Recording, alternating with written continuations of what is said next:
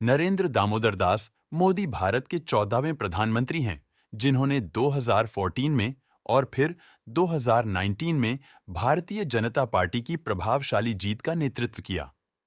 मोदी के बारे में एक दिलचस्प तथ्य यह है कि वह पहली बार विधायक के रूप में गुजरात के मुख्यमंत्री बने। इसी तरह वह पहली बार सांसद के रूप में सीधे भारत के प्रधानमंत्री बने। 2014 में बीजेपी की बहुमत से जीत के लिए मोदी को श्रेय दिया जाता है और यह साल 1984 के बाद पहली बार हुआ। मोदी का जन्म वडनगर में एक गुजराती परिवार में हुआ था। बचपन में वो चाय बेचने में अपने पिता की मदद करते थे और बाद में खुद का चाय स्टॉल भी चलाया।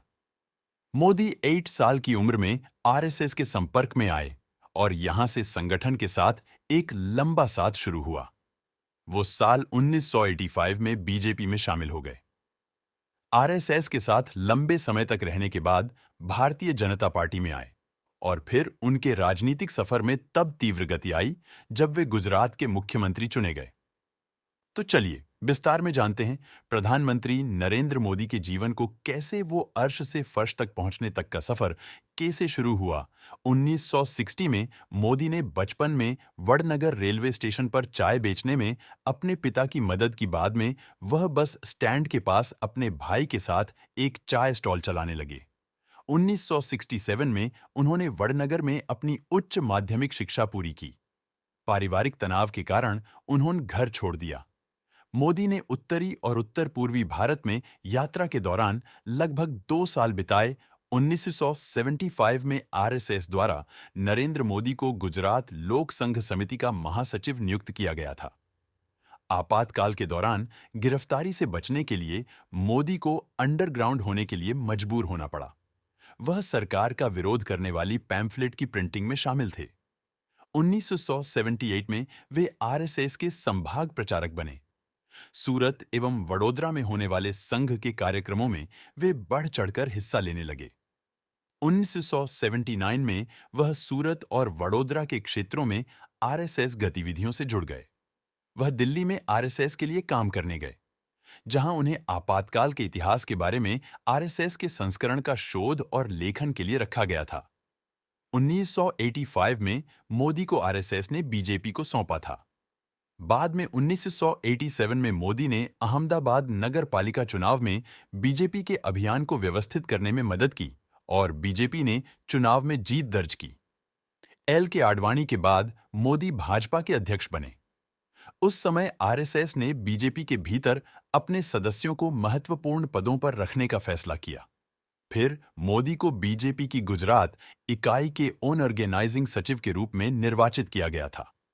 1990 में मोदी ने लाल कृष्ण आडवाणी की राम रथ यात्रा और 1991 में मुरली मनोहर जोशी की एकता यात्रा आयोजित करने में मदद की।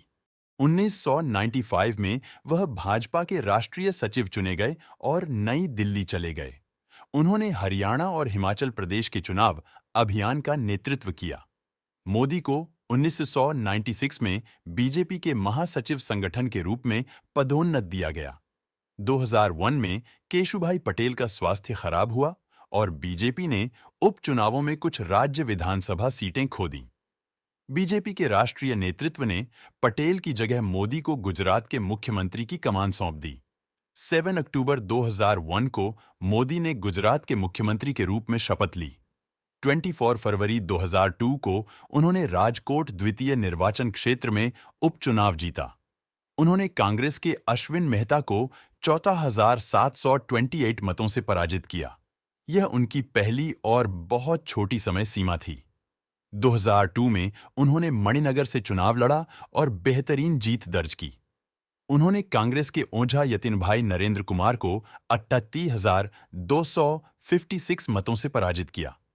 उन्हें गुजरात के मुख्यमंत्री के रूप में दूसरी पारी के लिए भी चुना गया। 2007 में 23 दिसंबर 2007 को मुख्यमंत्री के रूप में मोदी का तीसरा कार्यकाल शुरू हुआ और 20 दिसंबर 2012 को पूरा हुआ। इस बार फिर उन्हें मणिनगर से जीत हासिल हुई। उन्होंने कांग्रेस के दिनशा पटेल को हराया।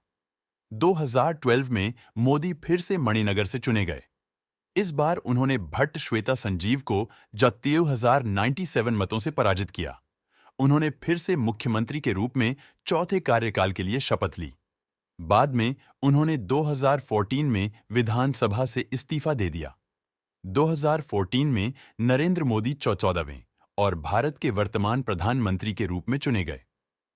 मोदी ने 26 मई 2014 को भारत के प्रधानमंत्री के रूप में शपथ ली थी। वह ब्रिटिश साम्राज्य से भारत की आजादी के बाद पैदा हुए पहले प्रधानमंत्री बने।